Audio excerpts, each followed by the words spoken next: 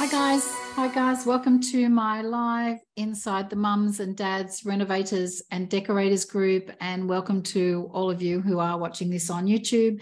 If you don't know me, my name's Belinda Smith and I'm from Renovate and Real Estate, and I talk all things renovation and property investing. We love to buy and hold properties as well, and I'm going to share my screen for tonight's session. All right, so this week we're talking about what to look out for when inspecting a home.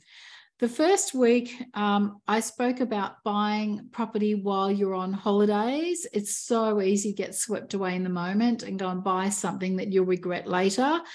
But this week, I just thought I'd talk about what to actually look for. I have spent some time today with a lady on the phone. She's actually from Kingaroy and she ended up joining our group. Hi, Sally, welcome. But we were looking at her house and also other homes in the area to find out which properties are suitable for renovating and which ones are not. And I thought, the truth is that a lot of people don't actually understand what they should be looking for when they're actually searching for a property. Like where do they even start? So here's my clue. I just brought some random up. Sue, I know you asked to jump inside the Zoom room, but I'm just going to run this on the mums and dads group for now. Okay, so I just bought a random property up. This is in Caringbah South. It's not far from me. If I were to turn up to this property, there's number one, if I was in the company of a real estate agent, the first thing I would do is understand that a real estate agent, if he directed me to that property, he's going to direct me to that property through the nicer end of town. The nice end of town. So after the real estate agent leaves you, if you don't know this area very well, then take a good drive around to find out where the good spots are and where the not so good spots are. We had an incident years ago where there was a whole bunch of social housing at one end of the town, and the real estate agent on purpose just took us a long way around. We didn't know where we were, took us a long way around to have a look at a property. When we realized, we thought, hang on a minute, he actually didn't take us directly from the main street to that house. He was trying to, on purpose, avoid a certain patch of their suburb. So it's very, very interesting what real estate agents will do to mask everything around and to make sure that you're excited about buying a property. So just watch out for how they're operating and make sure you get on the ground and do your own stuff. So that's number one. Drive up to the property yourself and have a look at what's in the surrounding streets. When you're looking at the street, also check out the terrain.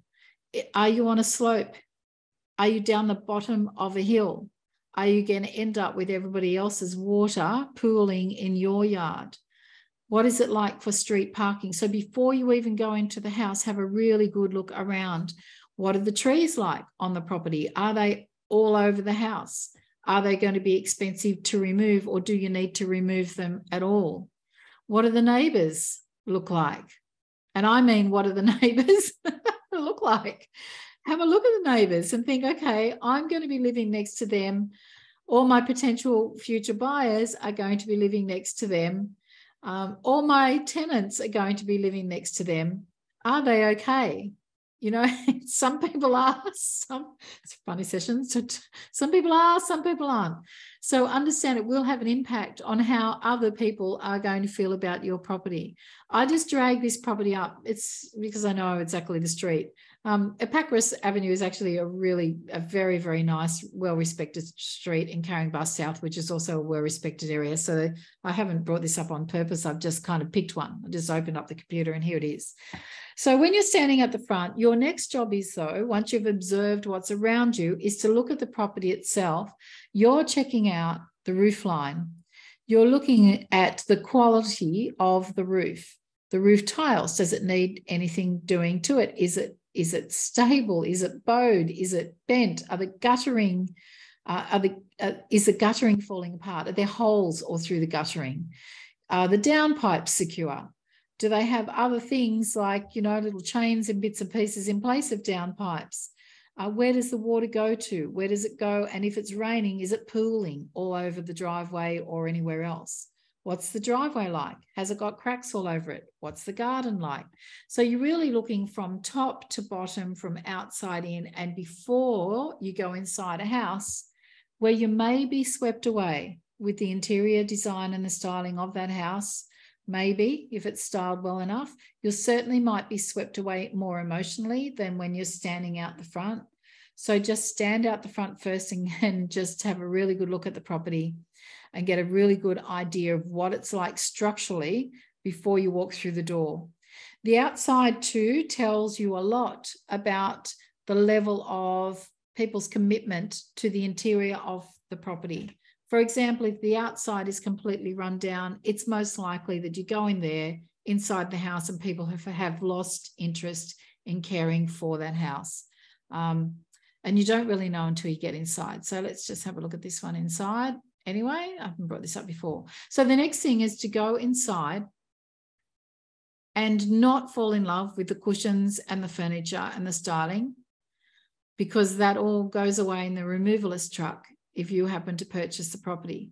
So you need to be starting to look on the inside of a property from every room, roof down, walls in, roof down, walls in. So you're looking at the ceiling, the cornices, the walls, the condition of the walls, the color of the walls, how the color makes you feel, the condition of, is there holes in the walls? Is there enough storage? You really are looking from the roof down and from the walls in every single room. Take a checklist, guys. Take a checklist with you. My renovation mastery students have a checklist that they can take with them to every property so they don't miss a thing. It's just really important, you know, to take notice of everything. So if you were to be standing in this room, for example, think, oh, this is a really nice space. It's very easy to walk past and go, this has been styled. Just go, oh, this is lovely. This will do. And not think about where the sun is, what condition the back fence is in. Are there neighbours looking into the property? What is it going to be like in winter? Is it going to be cold? What's the heating? What's it going to be like in summer? So there are a lot of things to observe about a property. And if you like us, sometimes, and particularly when the market was flying straight after COVID, or the beginnings of COVID, there was no time. People were walking into properties and they were making offers right then, right there. No time to think, no time to take some photographs and a video and come back the next day. No time to do a whole lot of checking when the market is hot, hot, hot. You don't have time. So you've got to get very, very astute at looking at exactly what you need to see right then, right there in the moment, and not get swept away with all of the other people. And certainly don't get swept away in irrelevant conversations with the real estate agent. It is your time on site. They usually only give you half an hour or 45 minutes. You make every minute count, every minute count. Is it okay to open up cupboards? 100% it is. I kind of don't like to just open up cupboards to have a sticky beat. Obviously, that's not real cool. But when it comes down, if you're a little bit serious about buying, then you're going to start to really need to know whether that place is going to be okay for you or for whatever family you have intentioned for that property. So you're going to need to know, is there enough storage? And if there's not enough storage, is there space to add your own or add some more? What type of furniture do people have in the house? Do they have great big tall boys in every bedroom because the wardrobes are tiny? Are the wardrobes like overflowing with clothes because the wardrobes are tiny? Do they have an extra cupboard somewhere random like the laundry or the garage because the wardrobes are so tiny? So have a look at what exists and just don't miss a thing. It's really important not to miss a thing. So, top to bottom, outside in, and when you're inside, same thing, top to bottom, outside in. Little things like air conditioning ducts. I can see one in that photo there. When you get to your second layer of inspection, your more detailed layer of inspecting a property like this, that's when you need to really start to ask what's working, and have certainly before purchase, you're starting to play around. So, this place has obviously been styled. It's very easy to walk through here and go, oh, this is lovely. Is it lovely for you and your family? What are the floors like? Are they all scratched? Are there big marks underneath that rug? Get used to lifting up rugs just a little bit. Don't trash places. But certainly you are allowed to go in there and very respectfully have a deep look at each property. I am amazed when I see people inspecting a car for sale. And it might be, you know, something worth about $10,000, and people will spend ages and ages looking at cars. They'll ring up, they'll do the revs check to make sure it's not been stolen. They'll look at the condition of the seats. They'll make comments about how clean it is. They'll check out the mileage. They'll ask a million questions about a car.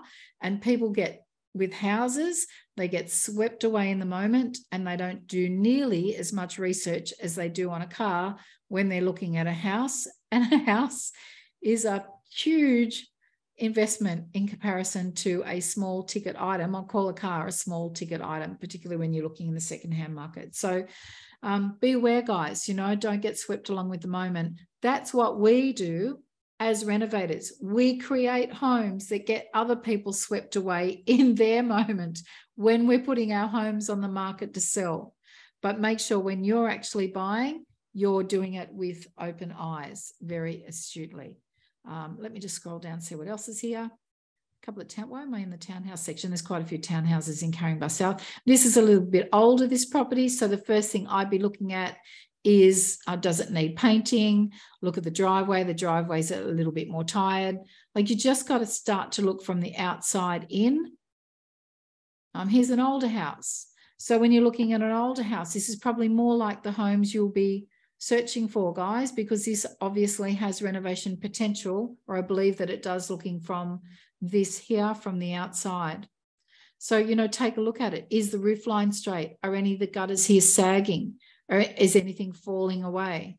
Is anything falling? Is everything peeling? Are the gates all straight? Do they need repair? Are they old wooden fences that need replacing? Like, really start to have a look. Have a look at the condition of everything. Is that pergola there a reasonable height? Is that laser light, I think they used to call that, old roofing, is it still in good condition? So start to have a really good look. How is it positioned on the block? Is this tree going to be a pest? Why are they selling? All these questions, guys. This is obviously in a pretty nice location, which is why they've got pictures there. There you go. Not very much on that house. But so, yeah, outside in, top to bottom, left to right, up and down the street, check out the neighbours, the bus stations. Here we've got 5 senses, use them all. Smell, hearing, are you listening for noises? You're listening for traffic. Smell, you're going to detect whether there's been smokers in the house or not, whether the house is dirty. You can smell straight away, whether it's been stuffy, how long it's been vacant for. If you're like me, I've got a nose like a sniffer dog, and I can work a lot out just through my scent. But, you know, be totally aware of all of your senses, and then beyond that, your intuition. What's happening in your gut when you're looking through a property? Is it making you feel good? Are you excited about the potential, or do you think it's going to be a little bit too much? All right, guys, there are no comments. You guys are free to ask any questions you like. Just let me know. That is totally fine. And I can answer them later. I'll monitor the little post on our Facebook group, Mums and Dads group. Don't forget, guys, to go to YouTube as well under Renovate and Real Estate. If you're not listening via YouTube right now, make sure you subscribe to the channel so you don't miss a thing. And I will see you same time next week for our last January date, our little open house session in January. If you'd like me to cover something in particular, let me know. But other than that, I'll keep bubbling along on our open house topic. Cheers, guys. Bye.